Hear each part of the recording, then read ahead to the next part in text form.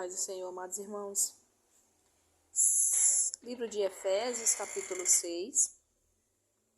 Nós temos aqui algumas instruções que o apóstolo nos dá para que nós tenhamos uma vida sadia, plena aqui na terra, onde Deus opera, onde a vontade de Deus é estabelecida e onde essa ordem ela é obedecida através de nossas vidas.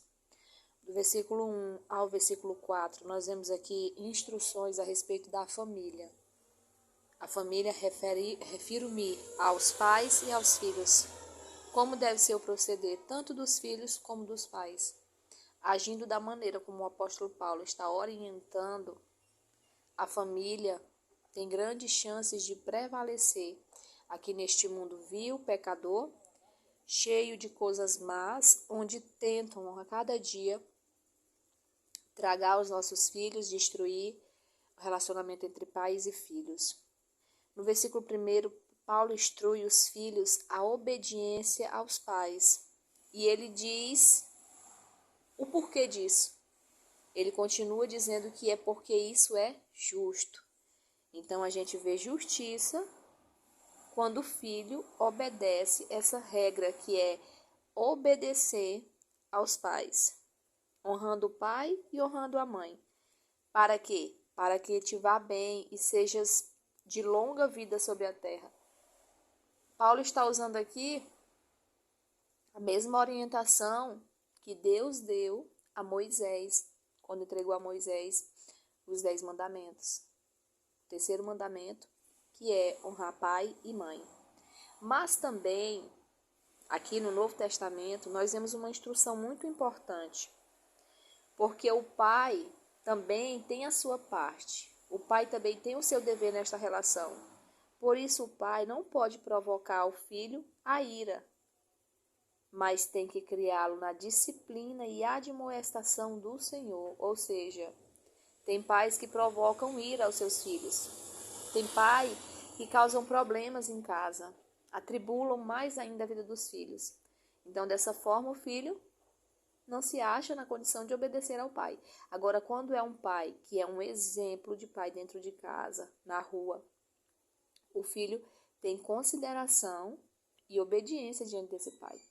Então, aqui, essa regra aqui no Novo Testamento vai muito além do que foi no Antigo Testamento, né? Onde nos 10 mandamentos estava escrito apenas a responsabilidade de que o filho tinha que obedecer ao pai, né? O filho tinha que honrar pai e mãe. E aqui, Paulo vai um pouco mais a fundo, falando que os pais também eles têm um dever no lar, que é o quê? Não causar ira aos seus filhos. Do verso 5 ao verso 9, essa carta é muito profunda, amados irmãos, porque vai falar até mesmo da relação do escravo e do seu senhor. Como que devia ser essa relação? Paulo instrui o escravo a obedecer ao seu senhor com temor e tremor, e também instrui ao seu senhor que devem proceder de igual modo para com eles, deixando as ameaças, sabendo que o Senhor, tanto deles como vosso, está nos céus, que para com ele não há acepção de pessoas.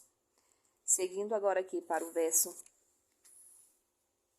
de número 10, nós temos aqui a respeito da armadura do servo, da armadura do crente. Muito pregado, muito utilizado essa passagem aqui, quando vai falar a respeito da nossa armadura espiritual, a qual o Senhor nos deu, que o Senhor nos capacitou com as armas do céu para lutarmos aqui na terra. Essa armadura, ela compreende alguns itens. E o motivo pelo qual nós precisamos tomar posse dessa armadura é porque a nossa luta, assim como o apóstolo fala, não é uma luta terrena, ou seja, enquanto muitos estão perdendo seu tempo com discussões, com iras, contendas, com os outros seres humanos, estão perdendo seu tempo, porque nós não viemos aqui para isso. Deus não nos escolheu para isso. A nossa luta, amados irmãos, ela não é uma luta carnal, né? Como o apóstolo fala, não é contra sangue e contra carne, não é uma luta carnal, não é uma luta de homem para homem, e sim uma luta espiritual que está muito além do que nós conhecemos, né? Nossa luta é contra as potestades e contra os principados dos ares.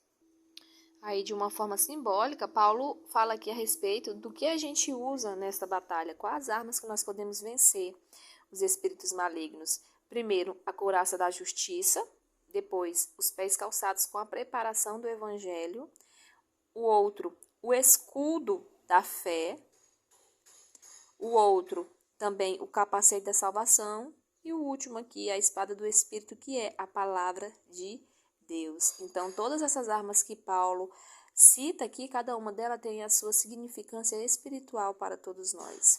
Então, amados irmãos, nós estamos agora finalizando o livro de Efésios, um livro muito lindo, um livro que fala muito conosco a respeito de tantas áreas da nossa vida, e que o nosso Senhor Jesus, como sempre, continue cuidando da sua igreja, do seu povo, nos dando essas armas e que nós sejamos capazes de podê-las usá-la no tempo certo, na hora devida, para que assim o nome do Senhor possa ser glorificado em nossa vida.